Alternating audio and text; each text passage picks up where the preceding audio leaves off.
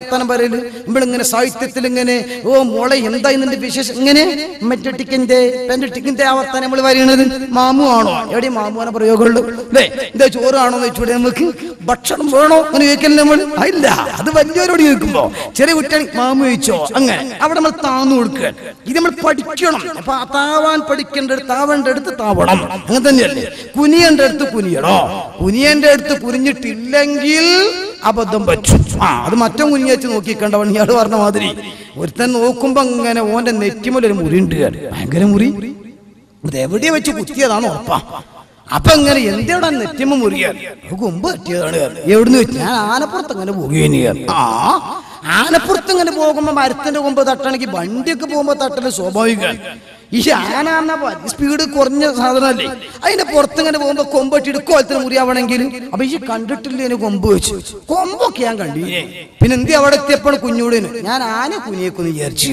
നിങ്ങള് ആന കുനിയേക്ക് വിചാരിച്ചോ നിന്നാ അങ്ങനെ ഉണ്ടാവും അത് ആന കുനിയേണ്ടോടത്ത് ആന കുനിയ നമ്മള് കുനിയോട് നമ്മളാണ് കുനിയ അങ്ങനെയല്ലേ അത് ചിലപ്പോ അമ്മായിമ്മ താന്ന് കൊടുക്കേണ്ടി വരും ചിലപ്പോ മരുവള് താന്ന് കൊടുക്കേണ്ടി വരും ചിലപ്പം മകൻ നാടകം കളിച്ചോണ്ടി വരും അങ്ങനെയൊക്കെ ഉണ്ടാവും കുടുംബ ജീവിതം എന്ന് പറയുന്ന നാടകമാണ് അതിൽ കുറെ അഭിനയിക്കുന്ന ആൾക്കാരുണ്ട് എന്ന് മാത്രം മുഹമ്മദ് റസൂലുള്ളാഹി തങ്ങൾ ആയിഷാ ബീവിയുടെ കൂടെ പോവാണ് അങ്ങനെ ഓടി ഓട്ടത്തിൽ സുബ്ഹാനല്ലാഹ് ആയിഷാ ബീവി വിജയിച്ചു റസൂലുള്ളാഹി ചിരിച്ചു കൊടുത്തു കൊല്ലങ്ങൾ കഴിഞ്ഞു കുറെ കഴിഞ്ഞപ്പോ ഒരു ദിവസം ഇതേപോലെ രാവിലെ വന്നപ്പോ അല്ലാഹു റസൂൽ പറഞ്ഞു അല്ല ആയിഷ നമ്മൾ പണ്ടൊരു ഓട്ട മത്സരം നടത്തിയതാ പിന്നെ നടത്തിയിട്ടില്ലല്ലോ നോക്കല്ലേ എന്ന് വെച്ചു ഇനി പണിയായി ഇപ്പൊ നാളെ നേരം പോലത്തെ സാപ്പൂന്ന് പാണ്ടിയാട്ടും പയോർത്തുക്കും ആ ഓട്ടം അല്ലേ ഞാൻ പറഞ്ഞേ അത് ഒഴിഞ്ഞ മരുഭൂമിയൊക്കെ കിട്ടി ആരും ഇല്ല അങ്ങക്ക് ഏക്കർ തലക്കണി നടത്തിക്കോളി കുഴപ്പമൊന്നുമില്ല അല്ല PT ഉഷന്റെ തൊരേക്കെന്ന് ചോദിച്ചാൽ നാളെ ഇനി പയോർത്ത് കൂടെ ഓടണമെന്നല്ല ഞാൻ പറഞ്ഞ മാന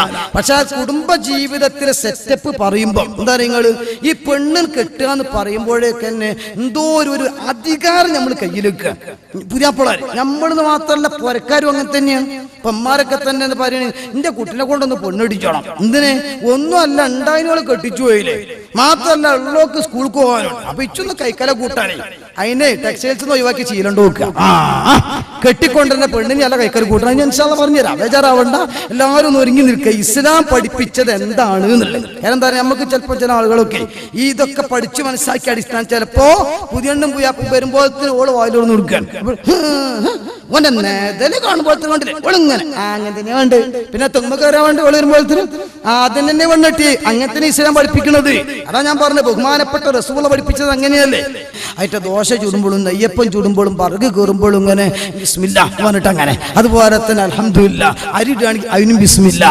എന്തിനേറെ പറയണം തീ നീക്കുമ്പോഴും ഒലക്ക കുത്തുമ്പോഴും ഏത് സമയം മാങ്ങാ ചമ്മന്തിക്കട അരക്കുമ്പോൾ ചെല്ലിയ കേൾക്കണമെങ്കിൽ സലാത്തൊക്കെ ചെല്ലിയിട്ടുണ്ടെങ്കിൽ സ്വല്ലല്ലാഹു അലാ മുഹമ്മദ് സ്വല്ലല്ലാഹു അലൈഹി വസല്ലം സ്വല്ലല്ലാഹു അലാ മുഹമ്മദ് സ്വല്ലല്ലാഹു അലൈഹി വസല്ലം അല്ലാഹുമ്മ സ്വല്ലി അലാ മുഹമ്മദ് യാ റബ്ബി സ്വല്ലി അലൈഹി വസല്ലം ആ പൂമോള് രസം നിങ്ങൾ ഇതാണ് പണ്ടത്തെ നമ്മളന്മാര് ഇപ്പൊ ഒരു കണ്ണ് ടിവിക്ക് ഒരു കണ്ണ് അടുപ്പുക്കാണ് അത് അടുപ്പ് മാറി ഗ്യാസ് ആയത് ഇപ്പൊ നല്ല കാര്യം കിട്ടിക്കോളി അടുപ്പാണെങ്കിൽ എന്താ വരാൻ പോണോ അങ്ങനെ പിന്നെ കുക്കർ ഉള്ളത് കൊണ്ട് വേവ് കൂടാതെ മെഷീൻ ഇങ്ങനെ ഒച്ച കേൾക്കുന്നോണ്ട് പേക്കാതെ പോവുകയാണ് ഇതൊക്കെ അനുഭവം അലാറുള്ളതുകൊണ്ട് സുബൈക്ക് വെച്ചിട്ടുണ്ട് കാരണം ഇരിക്കട്ടെ ഞാൻ പറഞ്ഞുകൊണ്ട് വന്നത് ഹബീബായ മുഹമ്മദ് റസൂലുള്ളാഹി സ്വല്ലല്ലാഹു അലൈഹി വസല്ലം തങ്ങൾ പഠിപ്പിക്കുന്നു കുടുംബജീവിതത്തിന്റെ വശം ആ മകളുടെയും മരുമകനും ഇടയിലങ്ങിരിക്കുന്നു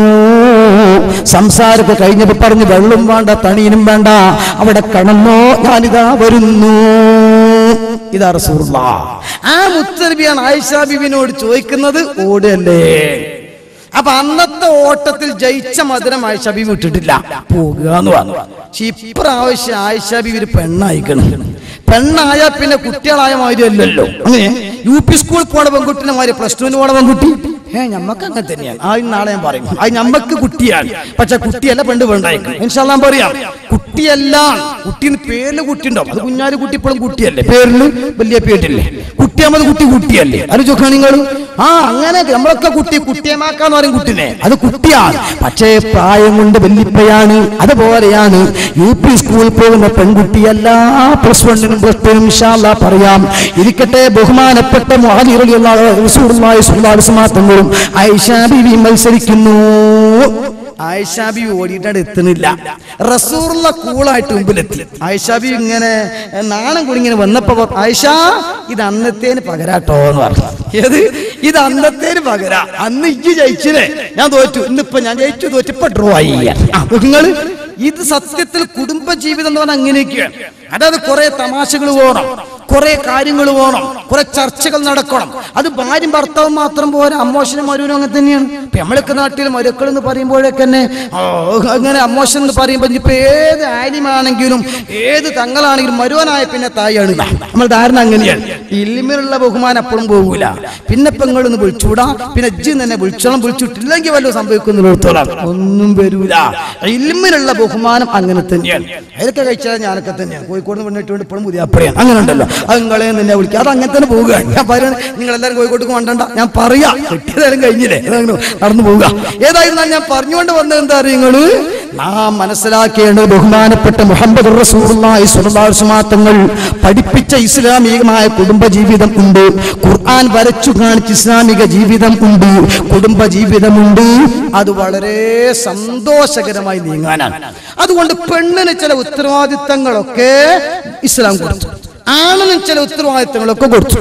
എന്നിട്ട് ആണിനെ കല്യാണം കഴിക്കാൻ ആഗ്രഹിക്കുന്ന പുരുഷനെ വിളിച്ച് അള്ളാന്റെ റസൂൽ പഠിപ്പിച്ച എന്താ കാര്യങ്ങളും, കല്യാണം കഴിക്കാൻ കുടുംബജീവിതത്തിലേക്ക് കാലെടുത്തു വെക്കാൻ ഉദ്ദേശിക്കുന്ന ആളെ വിളിച്ചിട്ട് അള്ളാന്റെ റസൂൽ പറഞ്ഞു, മൻ ഇസ്തതാഅ മിൻകുമുൽ ബാഅത ഫല്യതസവ്വജ്.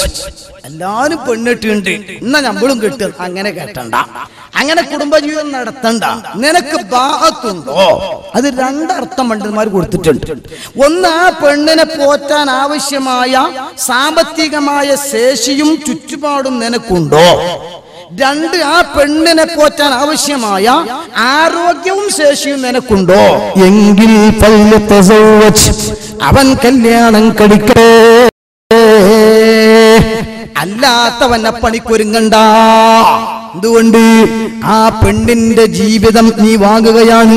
നിസാര കളിയല്ല ഇത്. കല്യാണം കഴിക്കാന്ന് പറഞ്ഞാൽ വല്ലാത്തൊരു സംഭവമാണ്. പരിശുദ്ധമായ ഇസ്ലാം കല്യാണം കഴിക്കാന്ന് പറയുന്നത് വല്ലാത്ത കൂലി കൊടുത്തിട്ടുണ്ട്. അത് ഇൻഷാ അല്ലാഹ് നാളെ ഞാൻ പറഞ്ഞു തരാം. അത്രയും പുണ്യകരമായ വിഷയത്തിന് ഒരുങ്ങുന്ന സമയത്ത് അത് നീ ഒരു കളിയായി കാണാൻ പാടില്ല. നല്ലൊരു പരിപരുത്ത ജീവിതത്തിന്റെ യാഥാർത്ഥ്യത്തിലേക്കാണ് നീ കാലെടുത്തു വെക്കുന്നത്. അതുകൊണ്ട് മോനെ, നിന്നെ കുറിച്ച് നീ തന്നെ ആലോചിച്ചോ. ഒരു പെൺകുട്ടിയുടെ ഭാവി നീ കളയാൻ പാടില്ല, ഒരു കുടുംബത്തിന്റെ ഭാവി കളയാൻ പാടില്ല, നിന്റെ പേര് ചീത്തയാക്കാൻ പാടില്ല, നിന്റെ കുടുംബത്തിന് വഷളാക്കാൻ പാടില്ല. അതുകൊണ്ട്